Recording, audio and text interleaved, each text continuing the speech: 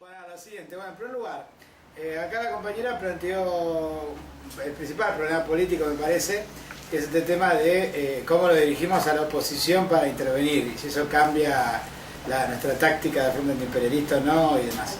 Bueno, aquí hay un problema político, que no se entienda mal. Nosotros no dijimos en ningún momento que hay que convocar un frente antiajuste. Ojo, no estamos diciendo eso.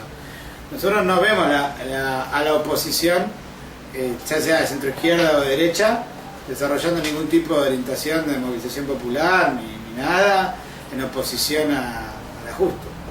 De hecho, el problema es que hay una situación difusa en la cual la realidad es que hay una expectativa en la cual si gobernase otro esto no pasaría. Esa es la idea que está detrás. No sabe cuál es la simpatía que hay en la 60 en Massa. ¿Cuál es la idea? Bueno, Massa es opositor. A la chorra. Claro, echamos a la chorra y bueno, cambia algo. Pero no parte de una caracterización de que Massa, ¿qué posición tiene en relación al ajuste? No, los compañeros no leen lo que dice La Baña, y a partir de eso, como dice Rodrigazo en cuotas, dice, si es un Rodrigazo de una, entonces estaría todo bien. No, ese circuito no está completo. Nosotros sí lo leemos. Entonces no podríamos, bajo ningún punto de vista, convocar a una suerte de patriada contra el gobierno y contra el ajuste. No es lo que nosotros planteamos. Lo que nosotros estamos diciendo es, tenemos que polemizar con la oposición diciendo que no interviene y no fija posición frente a esto, que deja pasar, se queda callada, que está borrada, que está desaparecida, y que cuando habla critica a mitad de camino, pero no se pronuncia contra la medida en sí.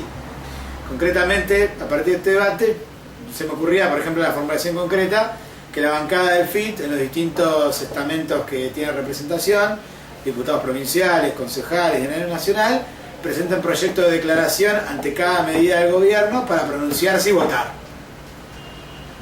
Concretamente, entonces, frente al recorte de subsidios, que decía la compañera, presentó un proyecto de resolución que diga recorte de subsidios sí, a todos, por completo, eso de que se lo dejamos a la industria es un chamullo, ¿entendés? Y a su vez pedimos apertura de todas las investigaciones de todas las empresas que recibieron subsidios, porque si sacamos los subsidios tiene que ser partiendo de una caracterización, un común entendimiento de en qué se han usado los subsidios. Nosotros tenemos, se los han robado, entonces hay que investigarlo, y asociado a una cláusula, una resolución en la cual vetamos cualquier posibilidad de aumento de tarifas. Por ejemplo, se me ocurre algo así. No sé si, acá aplaudo compañero, no sé si parlamentariamente se podrá hacer, te puedo decir que proyecto de resolución y no proyecto de ley, pero el sentido sería buscar sacarle el pronunciamiento al resto, porque es muy gratuito que los tipos hablan, ¿me entendés? Pero se quedan callados. Concretamente, si yo fuese un medio y tuviese la posibilidad de hablar con alguien, le diría, bueno, yo pienso que todo esto, y también lo llamo a usted a que escuche, que llame, a que intervenga a la oposición y que diga algo, porque la oposición no dice nada, está borrada en todo esto. Y cuando critican 1, 2, 3 cosas para despegarse, pero de conjunto adhieren a la orientación que ha tomado el gobierno. La prioridad es ver cómo lo hacen, no si se hace o no. Entonces, eso es lo que estamos diciendo, en ese terreno. La oposición no es oposición, ese es el concepto exacto. No hay oposición política porque hay un acuerdo estratégico a dónde hay que ir. Hay una discusión táctica entre oposición y gobierno. Pues incluso habría que replantearse esto que es tan común que la izquierda dice de el gobierno y la oposición. No, entonces habría que dejar en claro que es el gobierno, la oposición borrada y la única oposición el FIT. Tal vez sería eso una expresión más acertada. Nosotros decimos la derecha sospecha. Claro, no decimos la oposición, no, pero la izquierda en general dice gobierno y oposición, porque no se visualiza como fuerza política. Yo creo que habría que decir que hoy la única oposición es la izquierda. Yo pienso que esa sería la formulación de explicarlo. No hay oposición en el otro lado, no hay oposición. Ese sería el término exacto. Lo cual no significa que estén de acuerdo en todo. ¿Se entiende? Tal vez para precisarlo. Un peso político importante porque si no caes en la del FIT. Claro, pero ese es el punto. No hay oposición políticamente como estrategia alternativa, pero sí como fuerza política que te está barriendo vos. Si Massa te está pasando por arriba. Bueno, no existen como oposición, existen como recambio kirchnerista a favor del ajuste. Algo así podría decirse. Con una versión más ajuste que los ajustadores actuales. Bueno, entonces esto me parece importante denominarlo, explicarlo para cómo nosotros planteamos el debate, la relación del triángulo izquierda-oposición-gobierno. Después, en relación al problema del fuga, si sigue teniendo sentido o no, sí, claro que sigue teniendo sentido. De hecho, frente antiimperialista pienso que hoy más que nunca, y por eso dije recién lo de tenemos que ir a la campaña por un frente único contra el FMI. Esto también tiene una función para discutir sobre todo con la base popular kirchnerista, sobre todo. ¿Se acuerdan que nosotros cuando discutíamos el Frente Único contra el FMI, nos decían no, pues eso para forrar con Delía y demás? No, está equivocado, Delía está a favor del pacto con el FMI. ¿Dónde lo vieron a Delía? ¿Vieron a Delía que dijo algo de todo esto? Delía está de acuerdo. Entonces mentira que es para forrar con un kirchnerista u otro. Es por el contrario un instrumento para que los trabajadores que tienen una expectativa en un proceso antiimperialista, supuesto que habría desarrollado el gobierno, y que no se sientan representados por la izquierda, tengan una mediación. Entonces un Frente Único Antiimperialista, concretamente, tendría la función de un llamado a la acción política, a la acción callejera, concretamente. Nosotros acá tendríamos que tener algún tipo de movilización en contra del acuerdo que están a punto de salir con el Club de París. Tendríamos que llenar la Plaza de Mayo. Bueno, esa sería la función, por ejemplo, de un Frente Antiimperialista, concretamente. Y eso también cumple una función especial en relación a los chavistas. Tenemos que ir a un debate político. Mella, Cobla Brecha, bueno, en fin, la mayoría de la izquierda. Entonces ahí la izquierda fapista, digamos, ¿no? La que gira alrededor del FAP. Ahí también hay un debate. El FAP tiene una orientación pro-imperialista en este sentido. Apoyan la línea de ajuste. Entonces nosotros tenemos que ir a la discusión. Hay que agrupar en oposición al ajuste, y en este sentido también es interesante que en la discusión de 2009 la lucha contra el ajuste era presentado como una lucha anticapitalista, fundamentalmente, en relación a la lucha contra los despidos y suspensiones. Bueno, pero uno puede ver en la discusión del escenario nacional, el centro del debate no son los despidos y las suspensiones y la crisis industrial, que es importante, sino que el centro del debate es cómo hacemos para vencer el pago de la deuda, porque va por ahí. Entonces no el pago de la deuda externa y frente antiimperialista están en el eje de la discusión política nacional. Ese es el debate político que obnubila el debate de los partidos patronales. Entonces es obvio que esa es la herramienta para poder intervenir. Naturalmente que nuestro frente antiimperialista se para con pies obreros. Entonces bueno, vamos a buscar a la clase obrera que sea protagonista de eso. Lo lógico sería que la guita vaya para que haya laburo y no para pagar la deuda. Así se integra los dos planteos. Pero bueno, me parece que es importante pues, mostrar que el frente antiimperialista no es que cambia en función de la correlación de fuerza o el gobierno, sino que es una táctica que da cuenta del carácter semicolonial. Justamente como el país es semicolonial, el gobierno nacional y popular ha adoptado una orientación de acuerdo con el imperialismo. Y el Frente Único contra el FMI tiene una actualidad en la medida que ahora va a tomar nuevo peso el FMI. Casi que tal vez habría que llamarlo Frente Único contra el Club de París. Casi. Porque hoy en realidad la estación que están discutiendo ahora, en la cara del imperialismo hoy es el Club de París. Que atrás viene el FMI. Casi tal vez habría que llamarlo Frente Único contra el Club de París. No sé. Habría que preguntar a las maguas, a los más viejos. El obrero conoce al Club de París. Algunos más viejos se acordarán de ese debate. Bueno, anécdotas. Bueno, pero el Club de París seguro que lo conocen porque es lo que se está hablando ahora. Así que Frente Único contra el Club de París se entiende. Como es concreto, no es que es algo supuesto. Bueno, así que eso. Bueno, después el tema de la deuda externa, que acá decía Natsu, es importante lo siguiente. La consigna histórica no paga la deuda externa. No es cierto que la consigna sea investigación, esto, lo otro y demás. Que en el libro diga investigación, etcétera, es cierto. En los 80 adoptan esa consigna. Tiene que ver con un debate político, que había una izquierda que decía esa consigna y no la llevaba adelante. Entonces tiene que ver con mostrar que no la llevan adelante. Era una disputa por esa bandera. Igualmente el PI. Entonces, tiene que ver con eso. Ahora, el PI no existe más. Entonces no hay debate. Y Pino Solano no quiere investigar ninguna deuda porque está con Pratt Guy que la paga.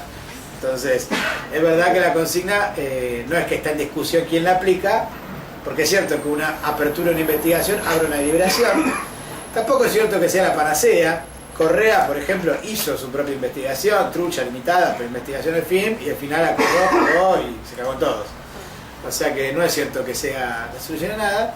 Y el balance con el PO de este debate está en el libro verde de Jorge en el 94, donde dice que ya no tiene sentido investigar la deuda porque producto de la securitización, o sea, los derivados, los productos derivados y la reventa que hacen de la deuda, ya no es cierto que vas a encontrar en el fondo de la investigación a una persona malvada que sea la que, ¿entendés?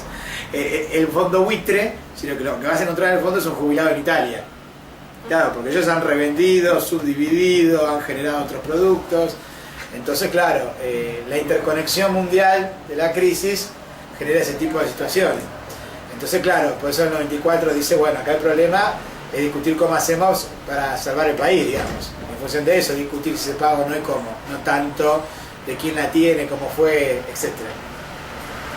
También creo que había otro elemento más, que era que la investigación de Olmos daba que no había registro directamente de quién se había vendido las cosas, también la deuda, o sea que también no había registro claro de cuánta deuda había, bueno, en fin, hay un montón de elementos.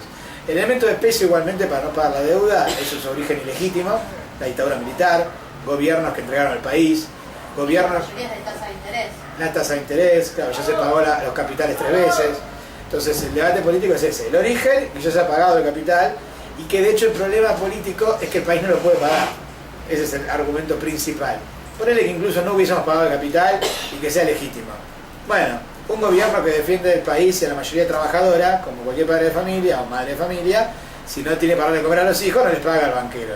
Ese es bueno, que traten de desalojarme la casa, dejo de pagar porque tiene que comer mi hijo. Bueno, acá es lo mismo. Si la clase obrera no come, no se paga la deuda, punto. Entonces nuestra orientación es esa. Si el jubilado no tiene jubilación, no se paga la deuda, punto. Se reduce el sentido común de cualquier padre de familia que tenga un poco de dignidad. Entonces, bueno, ya es así. No dejás que tu hijo se muera de hambre y le pagas al banquero. Bueno, entonces, y además, más allá del sentido común, tiene que ver con una orientación de que nosotros queremos afectar al capital internacional. Porque entendemos que es parasitario y nociva su perpetuación. Entonces, conforme más daño le podemos hacer al capital internacional, mejor. Bueno, pero lo que está claro, pues al margen de esta caracterización de cómo fue evolucionando la consigna del IPO, lo importante es que ningún militante del Partido Obrero entiende como propia la consigna de la investigación. Ese es el punto. Que hay un viraje político, eso es lo que está claro. Porque esta generación se formó por el no pago de la deuda. Y el debate político que va a atravesar el país es el no pago de la deuda. No hay que investigar nada con los fondos buitres y el juez Griesa. Lo explico bastante claro la cadena como está. Entonces, políticamente, la capitulación del no pago va acompañada del razonamiento de que el problema central del país no sería el imperialismo. Por el contrario, si vos entendés que la línea de desarrollo es chocar con el imperialismo, no pago la deuda. Y el proyecto de ley ómnibus, sí. Claro, por ejemplo, Pitrola, en el debate ahora de las reivindicaciones, dice que lograron impedir que sea un proyecto de ley ómnibus. O sea, que el aumento de sueldo se pague sobre la base del no pago de la deuda externa. Que lo propuso Izquierda Socialista. Que lo propuso Izquierda Socialista. Entonces, por ejemplo, ahí está el debate ese.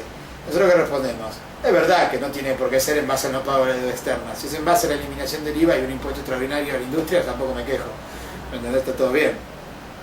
Ahora, el problema político es que el no pago de la deuda tiene que ser una tarea que tiene que ser desenvuelta. Entonces, si no es en el proyecto ómnibus porque le molesta a Pitrola ahí, bueno, que presentemos un proyecto de ley que haga no pago de la deuda externa.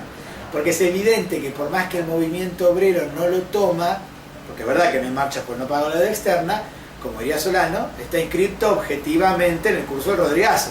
Porque el Rodrigazo surge producto de la asfixia presupuestaria que está en el centro de la deuda externa.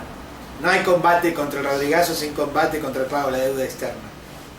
De hecho, incluso en sus propios términos, el kirchnerismo acompañó la medida de anular los subsidios, ¿con qué? Con el anuncio que no va a pagar el cupón PBI en la parte extraordinaria. ¿Por qué? Porque como actualizó los índices del INDEC, ahora da que el país no crece tanto como para justificar el pago. 3.000 millones de dólares ahorró el gobierno. Entonces fíjate cómo el gobierno sabe que el debate es el pago de la deuda externa o no. Así que bueno, en términos de Pitrola, le respondemos para no caer en un reformismo vulgar y mezquino. Pitrola, te invitamos a presentar un proyecto separado, dado que ahora te gustan los proyectos ómnibus, por el no pago de la deuda externa. Y ahí llamamos a Izquierda Socialista, que tanto se bandera de eso, haciendo honor a que los locos de la deuda, como se jactaban los morenistas, bueno, si son los locos del no pago de la deuda, larguen el proyecto de ley desde el Congreso. Bueno, así que eso. Después, con respecto a la pregunta del compañero de Córdoba, que dice, ¿por qué el parlamentarismo de masa se contrapone a impulsar el plan de lucha? No se contrapone. Eso es lo gracioso del asunto. No se contrapone. Yo te diría al revés, Santiago, ¿no? Se suponen, claro, porque un parlamentarismo de masas agita una agenda, reagrupa, explica, la gente entiende, y entonces vos le decís, como entendemos, apoya el proyecto de ley, larguemos un plan de lucha. No se contrapone en nada. El que lo contrapone unilateralmente es Pitrola. Y el concepto de cómo lo contrapone es porque él razona que la clase obrera no está en movimiento contra el Rodrigazo. O sea, va asociada a la idea de que en esta etapa no hay clima huelguístico. Entonces no se contrapone porque el parlamentarismo de masa se contraponga a la huelga general. Se contrapone porque, como hay una caracterización, que es la de Pitrola, que se contrapone a la de Solano, y ese problema hay que resolverlo en el Congreso, compañeros, de que es que nos tenemos que guiar por lo que hace la clase obrera, y no por las líneas de desarrollo que plantea el Rodrigazo. Entonces, Pitrola dice, concentrémonos en el parlamentarismo. De masas, no nos quedemos encerrados en el Parlamento. Salgamos a discutir los proyectos de ley a la calle. ¿Y qué tenemos que hacer? Reclutar al FIT masivamente. ¿Se entiende? Y ahí seguré con lo de Altamira. De luego la victoria electoral, miles y miles y demás. ¿Ok? Entonces, este es el sentido. Nosotros cuando planteamos la contraposición es porque ese es el debate real del Congreso del PO. Va a haber, de un lado, compañeros que vienen de hacer la huelga docente, prendidos fuegos, que están así, vamos para adelante, que exigieron la huelga general a la CGT y la CTA y a la CETERA, o sea que no le hicieron caso a Solano. Dijeron, bueno, Solano lo puede decir, está bien, en el Congreso dirigimos, el sindicato dirijo yo. En el sindicato vamos a decir exigimos huelga general. Entonces, muy bien los compañeros del PO que votaron eso. Solano debería fijar posición si está en contra de eso, si fue que sus compañeros no entendieron que había que reclamarle solo el FIT y que hacían seguidismo a la burocracia sindical. Bueno, entonces, no, aguanta Romina del Plan. Entonces, y que Romina del Plan responda también. ¿Se da cuenta que lo que hizo estuvo contrapuesto a lo que propuso Solano? En el plenario en que ella estuvo sentada y le miró la cara y le dijo sí, sí. Bueno, entonces, políticamente.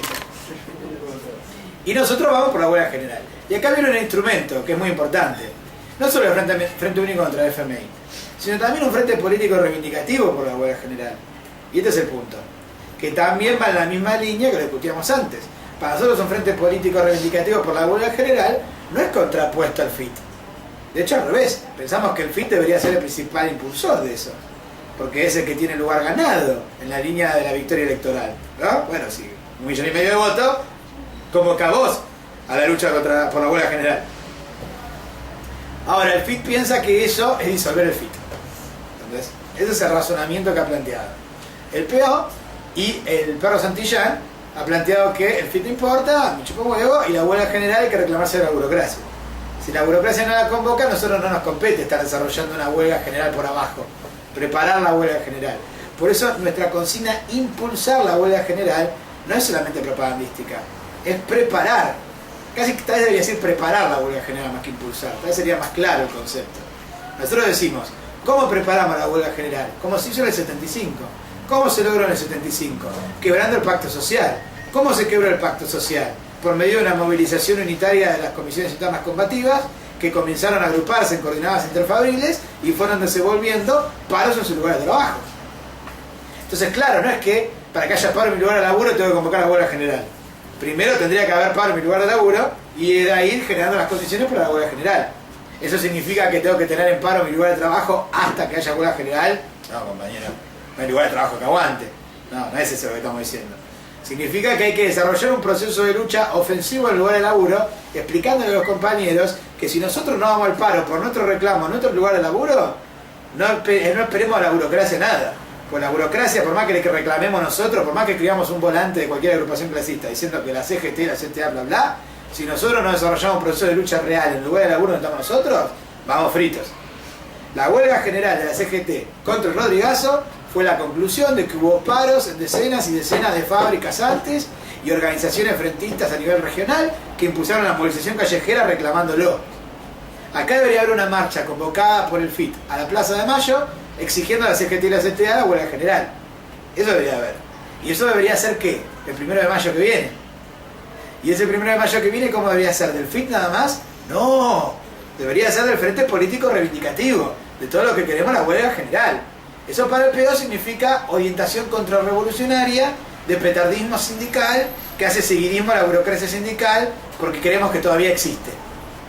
¿Se entiende cómo se trata el Congreso? Entonces no, a nosotros nos encantaría que el Congreso, lo podemos proponer, mirá, para ser más claro, esto sirve el debate. Que la convoquen igual. ¿Qué? Yo te desafío que la convoquen el 10 de abril.